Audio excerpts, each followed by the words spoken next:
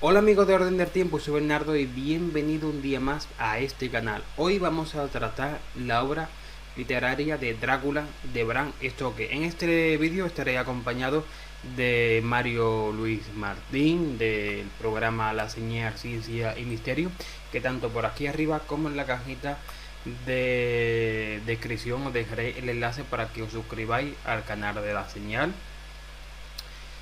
Que de aquí pues mando un saludo a Fernando, el director y presentador del programa. Él os hablará de la película de 1992 de Drácula y también de la reciente serie de, de Drácula que se ha estrenado en Netflix. Ahora sí que sí, vamos a empezar con el vídeo.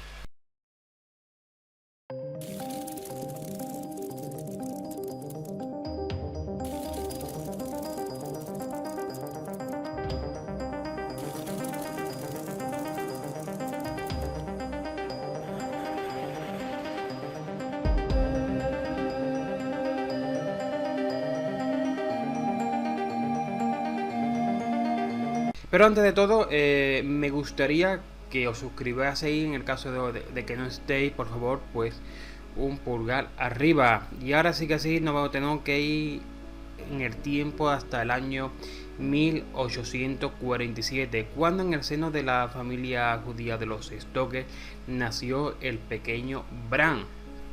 Será un niño bastante enfermizo, que estuvo encamado gran parte de su infancia. Una infancia dentro de una familia burguesa trabajadora, aunque era austera, ¿no? Pero, digamos, no faltó la cultura y los libros en esa casa. Durante esta infancia, el pequeño Bram pues estuvo enfermo y gran parte de ella pues estuvo en la cama. Durante este tiempo su madre Charlotte pues le narraba historias de aventuras, de tierras lejanas, de misterio y de fantasmas. Estas historias quedaron en la impronta de ese joven Bram, porque en un futuro, en su futuro literario, pues podremos ver la influencia que tendrá en su obra literaria. Destacamos Drácula, ¿no?, como la gran obra que marcó un antes y un después en la literatura de terror. Estamos en ese movimiento artístico llamado romanticismo, ¿no? Eh, por ejemplo, lo podemos ver en nuestro propio Gustavo Adolfo Bécquer, como que también nos habla de esos misterios, de esas leyendas, de esos tiempos perdidos, de extrañas tierras exóticas, muy parecido a lo que nos habla Drácula, ¿no? De ese castillo en Transilvania, Rumanía, un extraño personaje del pasado, pero que vive en el presente, y todo ese halo de misterio. Cuando se recuperó, el joven Bram en 1864 internó dentro del Trinity College y allí pues estudió, sobre todo se especializó en la parte de ciencia, ¿no? Extraño cuando siempre va a ser recordado como un gran escritor y no como un hombre de ciencia, pero consiguió matrícula de honor tanto en matemática como en ciencia en el año 1870. Aquí consiguió pues hacer buenas migas, entablar pues muchas extrañas y peculiares amistades, como otro de los grandes literatos de esta época, que no es más ni menos que el propio Oscar Wilde. Hasta tal punto que durante esa amistad el propio Oscar Wilde tenía una novia llamada Florence Barcombe. Bueno, esa relación no llegó a buen puerto y el joven Bram Stoker pues la enamoró y terminaron casándose. Incluso tuvieron un hijo al que le pusieron de nombre Irving Noel. Bran consiguió convertirse en funcionario trabajando en el castillo de Dublín, pero se marchó y se mudó hacia Londres. Será aquí donde empezaría a escribir relatos en diversas revistas, sobre todo relatos de terror, ¿no? Como La Copa de Cristal, donde serían publicados en la London Society. En aquella época, cuando alguien escribía un libro, lo escribía por fascículo y lo escribía en revistas muy semejantes a esas tiras de cómic de TVO que, a día de hoy prácticamente han desaparecido en nuestro periódico, pero iban por ahí muy encaminados, ¿no? Como que en una revista pues te venía un capítulo de un libro, cuando terminaban venía otro capítulo de un libro, porque económicamente salía mucho mejor de esta forma que escribir todo el libro entero, y esto se verá perfectamente detallado en el libro. Pero será en estos años, tampoco destacaría notablemente en su escritura hasta que por fin en 1897 empezaría a redactar Drácula, donde se basaría en la figura del conde, del príncipe transilvano, Bran el Empalador, ¿no? Un azote del Imperio Turco durante la Edad Media, donde muchas leyendas y muchas afirmaciones, incluso fuentes históricas, nos narran que el propio Bran el Empalador empalaba a los turcos que invadían Rumanía y lo dejaba en el camino como señal de advertencia. Fue el escudo del papado, ¿no?, frente a las fronteras turcas durante años, hasta que falleció, y su crueldad tuvo tanta fama que se convirtió en una leyenda viva, que hasta prácticamente la leyenda y su relación con el vampirismo pues se cruzaron y llegaron a oídos del propio Bram Stoker.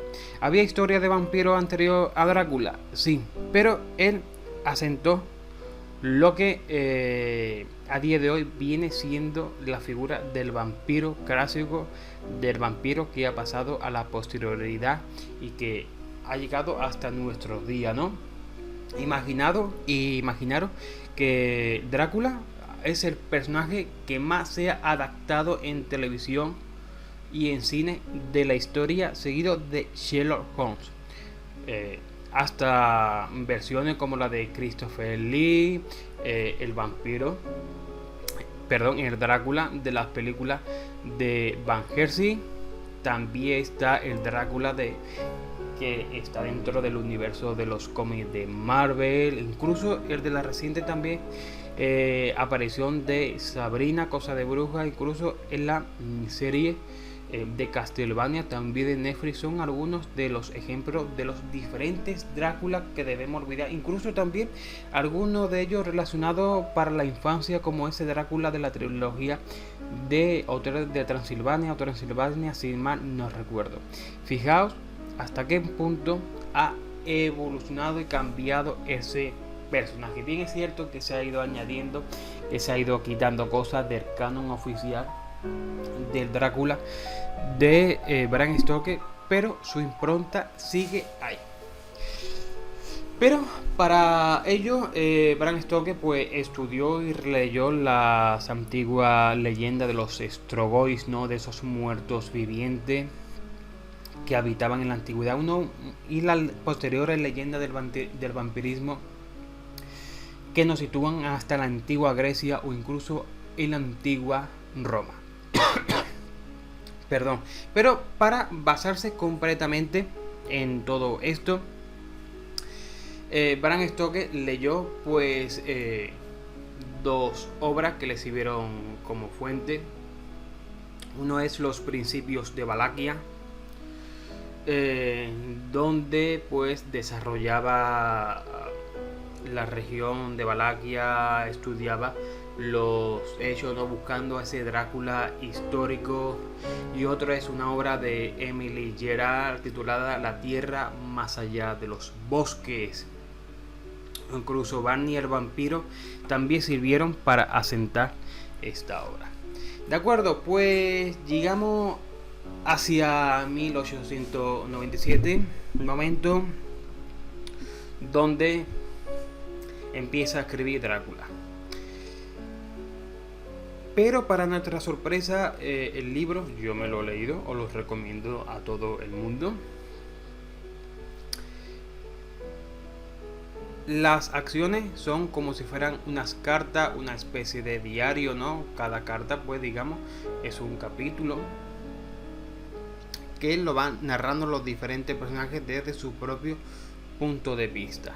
La historia pasa cuando el conde Drácula, desde su castillo, manda a llamar a un joven Jonathan Harker, quien trabaja en una inmobiliaria en Londres, para que le busque alguna casa y también vender castillo, porque su intención del conde Drácula, ¿no? Un hombre mayor, que el joven Jonathan pues lo ve muy extraño, ¿no? Todo ese aula de misterio que rodea al conde Drácula, porque se quería abandonar Rumanía e ir a vivir hacia Londres. Aquí ya Bram Stoker no se establece, ¿no? El canon, por así decirlo, de cómo es Drácula, ¿no? Nos habla de que tiene las manos peludas, de que puede rectar por las paredes como si fuese un reptil, los colmillos. También nos sitúa las 3 novias de Drácula que viven con él en el castillo. Pero es más, la capacidad de controlar a los animales salvajes mediante el poder de la mente. Él los puede controlar y también se puede convertir en niebla. Drácula llega a Londres a bordo de un barco, que será muy significativo porque llega en barco este personaje con sus ataúdes llenos de tierra, ¿no? Llega hacia Londres y compra diferentes casas donde él se va hospedando y se va moviendo y va creando su reinado del terror en la ciudad de Londres. Pues nuestro personaje Jonathan Harker, su prometida Mina, John Seward, incluso el propio Van Helsing y Kevin y Kinsey Morris, pues ayudan a destruir a Drácula cuando este huye hacia Transilvania. ¿Qué nos quiere contar Stoker con Drácula? ¿Qué es Drácula? Drácula no es más que la personificación de la propia muerte, de la enfermedad, el miedo, el pánico, lo sobrenatural, aquello que no podemos detenernos a pensar, ¿no? Que está por encima de nosotros, que no es ni algo ni que está vivo ni que está muerto. Fijaos, Bram Stoker pues nos personifica en Drácula 2 hechos, 2 pandemias, enfermedades, ¿no? Quizá los tiempos actuales también ayuden a escribir grandes obras. Dentro de un tiempo lo comprenderé. Durante el siglo XIX, una gran epidemia en Inglaterra, sobre todo en Londres, que llegaron a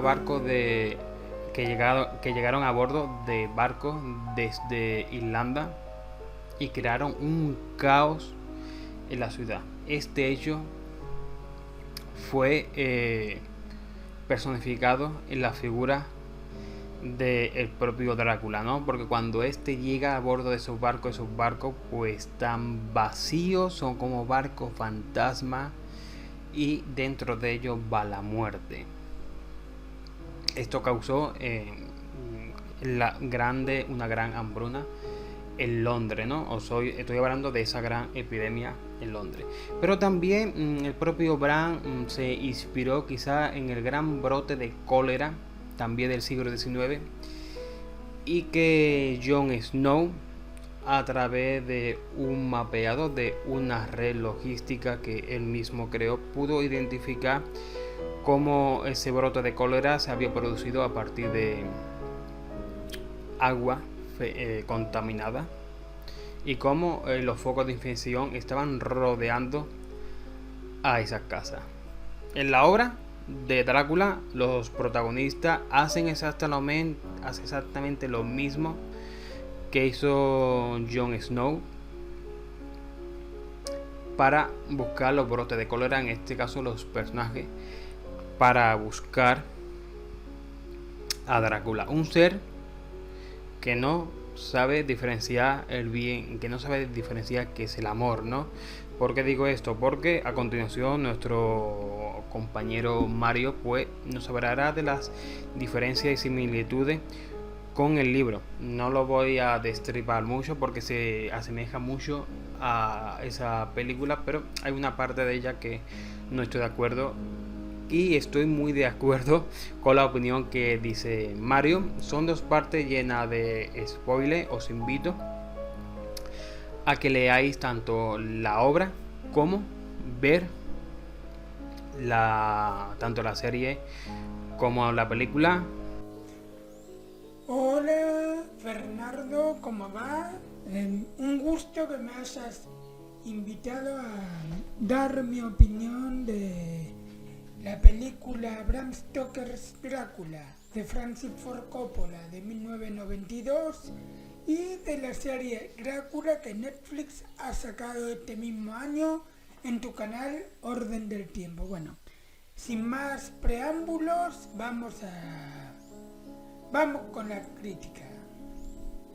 Bueno, la historia de la película es: Vlad de Tepes es un príncipe romano que va al campo de batalla y al regresar de una victoria contra los turcos se encuentra con que su novia se suicidó porque le comunicaron por error o adrede la muerte de Vlad.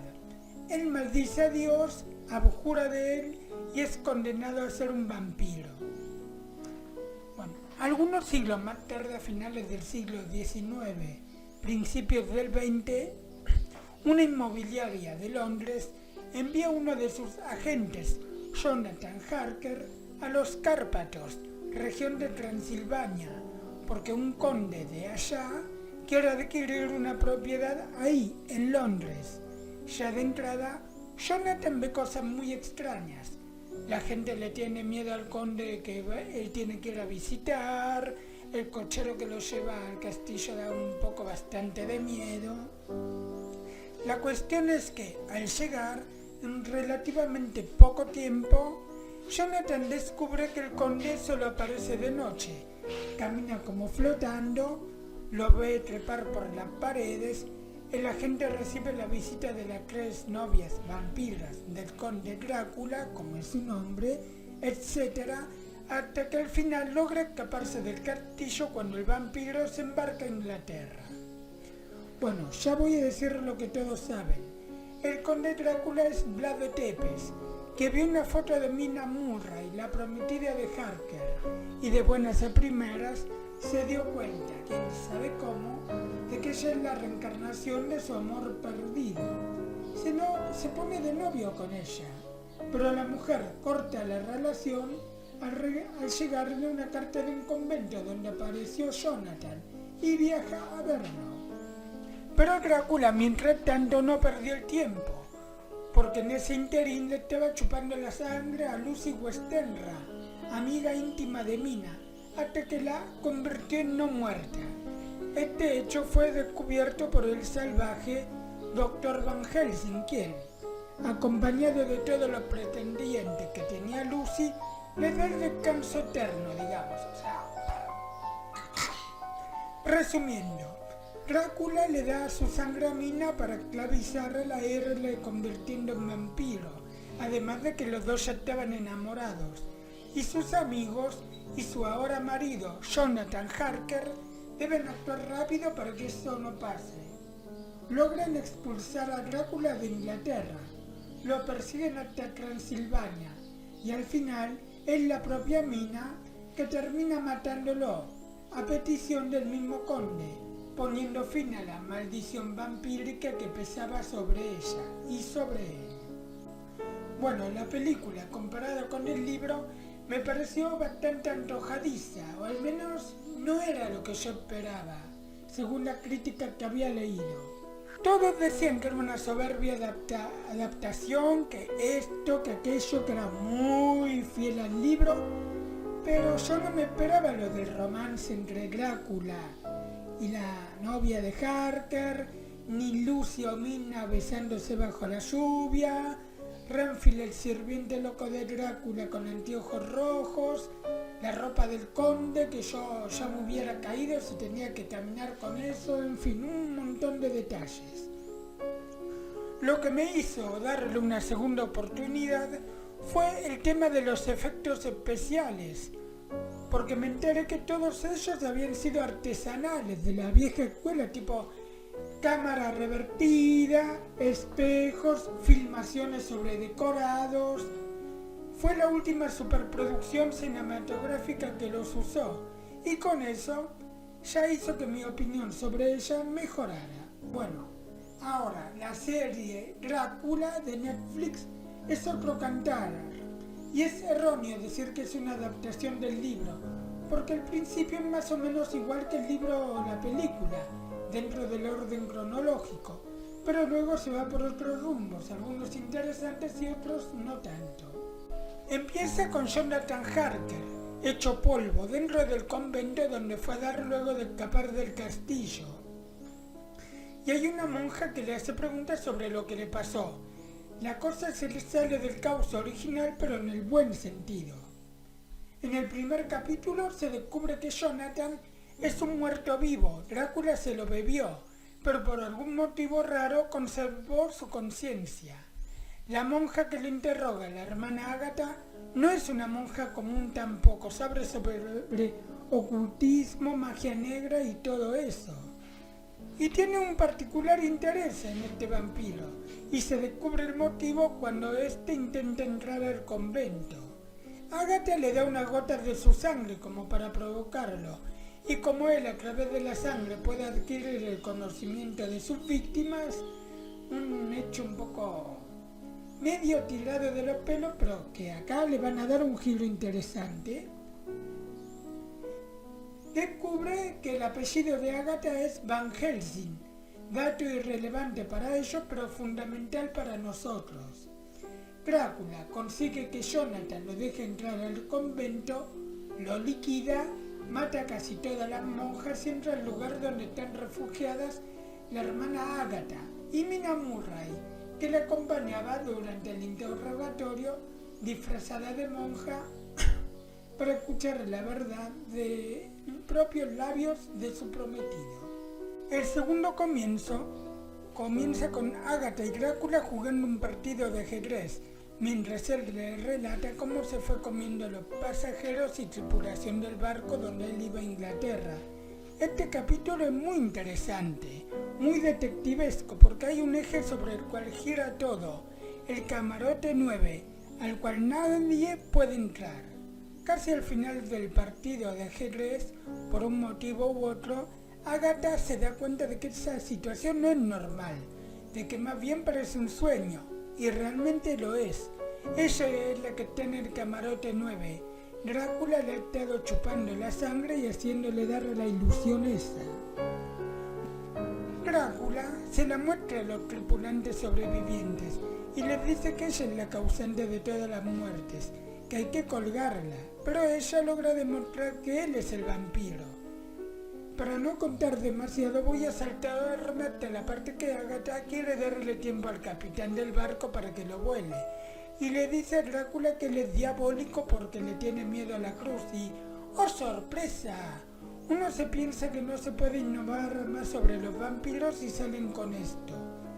Drácula en realidad le tiene miedo a la cruz porque él absorbe los conocimientos de sus víctimas y estuvo 400 años alimentándose de personas que le temían a la cruz. Eso realmente estuvo muy bueno. Bueno, la cosa es que el capitán consigue volar el barco. Ágata muere agotada porque ya estaba bastante debilitada por la sangre que le había sido quitada. Y Drácula se esconde en una de sus cajas de tierra y llega al fondo del agua, a pocos cientos de metros de la costa. Sale de la caja, llega a la orilla y lo reciben un helicóptero y varios autos con fuerzas armadas. Había dormido siglo y monedas. El tercer capítulo de Drácula me dejó un tanto disconforme, pero a mi juicio está lejos de ser la basura inmunda que muchos han dicho. He visto cosas mucho peores y con mucho más presupuesto. El conde es atrapado por la Fundación Jonathan Harker, creada por Mina Murray y la familia Van Helsing para tenerlo confinado. Sin embargo, no contaban con que el conde había contratado servicios legales de Inglaterra antes de subirse al barco y que estos aún seguían representándolo luego de siglo y medio. Así que su abogado, de apellido Renfield, aunque no aporte demasiado a la historia, lo saca de ahí. 3 meses después, la historia nos presenta a Lucy Westenra, una chica popular que tiene amantes por acá y allá, aun cuando está a punto de casarse. Jack Seward, pretendiente suyo original del libro y de la película de Coppola, está realmente enamorado de ella, no como su futuro marido, pero no es correspondido. Quien también la sigue es el conde Drácula, y aquí, de nuevo, ¡oh sorpresa! Lucy sabe que él es un vampiro, y cada tanto deja que él beba su sangre. Él parece muy interesado en ella, aunque no se diga el porqué, y decide llevarla a su lado, desangrándola hasta la muerte. Eso sí, un poco antes de matarla le dijo que cambie su testamento, porque Lucy quería ser cremada, pero no, dice Drácula que no la creme. Bueno, a todo esto, Jack va a hablar con Zoe Helsing, la sobrina descendiente de la hermana Ágata, para comunicarle esto, que Drácula presumiblemente mató a Lucy, y los dos van a hablar con Drácula. Hay unos hechos a tomar en cuenta. Lucy sí fue cremada, y Zoe tiene cáncer y está en las últimas. Estas dos cosas tienen mucha importancia, porque Lucy sale toda carbonizada y va a visitar a Drácula, y ahí Zoe y Jack, que están con él, le hacen darse cuenta del monstruo en el que se ha convertido. Jack demuestra su amor por ella clavándole una estaca en el corazón y poniéndole fin a su sufrimiento. Luego Zoe se queda sola con Drácula. Está amaneciendo e imprevistamente Zoe descorre las cortinas, haciendo que la luz del sol caiga sobre el vampiro, y claro, este se asusta, grita y nada, no le pasa nada. Zoe, ya en agonía, dice que ha descubierto cuál es su mayor miedo, y no es a la cruz, es el miedo a la muerte, que fue por eso que se convirtió en un conde solitario, porque primero no murió en batalla, por cobarde, y luego al convertirse en no muerto, creyó las historias sobre que la luz del sol mataba vampiros. Por eso bebió la sangre de Lucy, porque Lucy no le temía la muerte, y él quería incorporar eso. Conclusión, Zoe se va a morir de cáncer, pero acepta eso. En cambio que él va a vivir para siempre, pero en la vergüenza y cobardía. Drácula había intentado beber antes la sangre de Zoe, pero estaba contaminado por el cáncer y podía matarlo, así que para hacerle un favor y de paso él enfrentar su final, bebe su sangre y los dos mueren. Bueno, en resumen, me gustó bastante la serie Drácula, porque recuperó al vampiro con capa, un claro homenaje a las películas viejas de la Hammer, aunque el tercer capítulo tenía personajes y situaciones que sobraban, tipo el futuro esposa de Lucy, que no aportó demasiado, Renfield, que uno esperaba que tuviera algún papel importante y quedó en la nada. La trama de dónde sacaba los fondos la Fundación Jonathan Harker, que nada. Y la pequeña subtrama de que Drácula quería dominar el mundo. Bueno, Bernardo, espero que este análisis bien por arriba te deje satisfecho. Y bueno, un saludo para vos y de nuevo muchas gracias por convocarme. Nos vemos. Y por supuesto, amigos, si os ha gustado todo esto, espero que me dejéis un buen like o suscribáis en el caso que no estéis y nos vemos nuevamente en Orden del Tiempo. Un saludo y hasta pronto, amigos.